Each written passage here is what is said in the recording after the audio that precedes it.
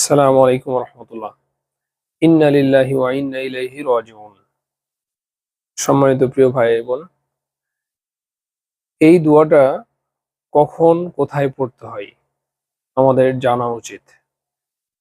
বর্তমানে সোশ্যাল মিডিয়াতে আমাদের অনেক ভাই পোস্ট করে বা আমরাও পোস্ট করি যে আমাদের বাপ মা ভাই বোন কেউ মারা গেলে যে মারা গেছে, তো এই দোয়াটা বলার পরে আমরা পোস্টে লিখি যে আমার বাবার জন্য, আমার মায়ের জন্য, আমার ভাইয়ের জন্য আপনারা দোয়া করবেন। তো দুঃখজনক বিষয় হচ্ছে যে আমরা যখন কমেন্ট পড়ি, তো কমেন্টে দেখবেন যে ১০০ জনে ৯৯টা কমেন্ট সেম একই, ইন্না লিল্লাহি ওয়া ইন্না ইলাইহি রাজিউন, মানে মৃত্যু সংবাদ শোনার কারণে ইন্না লিল্লাহি ওয়া ইন্না ইলাইহি রাজিউন পড়ছে এবং ওই কমেন্টে কিন্তু আমরা এইটা লিখি। তো মূলত এটা খারাপ না, ভালো, অবশ্যই ভালো, নিঃসন্দেহে ভালো, এটাতে কোনো সমস্যা নেই। তবে যিনি পোস্ট করেছেন উনি কিন্তু দোয়া চেয়েছেন।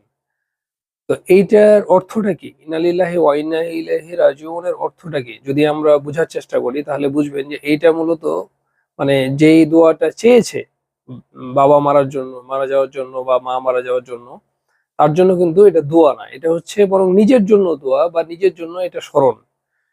তো ইন্না লিল্লাহি মানে হচ্ছে যে আমরা, ইন্না নিশ্চয়ই, লিল্লাহি মানে আল্লাহর, আমরা আল্লাহর জন্য, ওয়া ইন্না ইলাইহি রাজিউন এবং তার দিকে আমরা প্রত্যাবর্তন করব, ফিরে যাব। তো এটার আমরা অর্থ বুঝি না অনেকেই। তাহলে অর্থটা কি দাঁড়ালো যে আমরা আল্লাহর জন্য এবং আমরা আল্লাহর দিকেই ফিরে যাব। তার মানে এখানে কিন্তু মৃত ব্যক্তির জন্য কোনো দোয়া নেই। মূলত দোয়া বলেন বা স্মরণ বলেন, জিকির বলেন, এটা হচ্ছে নিজের জন্য। এটা আমরা বলবো, ঠিক আছে, কিন্তু এটার পাশাপাশি আমরা যিনি দোয়া চেয়েছেন পাশাপাশি আমরা দোয়া করব যে আল্লাহ তাকে ক্ষমা করুন, তাকে কবরে প্রশ্ন উত্তর সহজ করুন, তার কবরের সাথে জান্নাতের একটা যোগসূত্র করে দিন এবং কবরটাকে জান্নাতের বাগান বানিয়ে দিন। এইভাবে আমরা তার গুনাহগুলো ক্ষমা করুন, আল্লাহ তার প্রতি রহম করুন। আমরা এগুলা দোয়া করব। এইটা হচ্ছে সবচাইতে ভালো, যে দোয়া যখন চাই তখন এভাবে দোয়া করা উচিত। দোয়া চাইলে শুধু ইন্না লিল্লাহি ওয়া ইন্না ইলাইহি রাজিউন এইটা লেখা উচিত না, এবং এটা দোয়া না, এটা কিন্তু নিজের জন্য।